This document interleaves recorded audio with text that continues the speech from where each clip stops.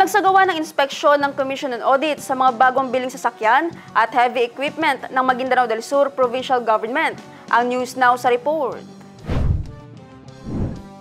Sa ilalim ng liderato ni Governor Dato Ali Mintimbang Sr., patuloy ang provincial government ng Maguindanao del Sur sa pagpapalakas ng operational capacity at masigurong maayos at tumutugon sa pangangailangan ng publiko.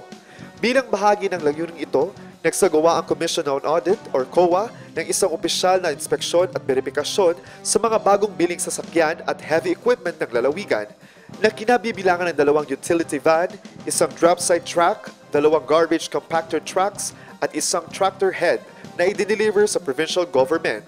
Pinangunahan ang aktibidad ni State Auditor for Sinswat Magumpara kasama sina Engineer John Ray Abo at Nuruddin Abdullah, katuwang ang Provincial General Services Office or PGSO sa pamumuno ni Saddam Hussein Noor na siyang nangasiwa sa pagproseso at paghanda para sa inspeksyon.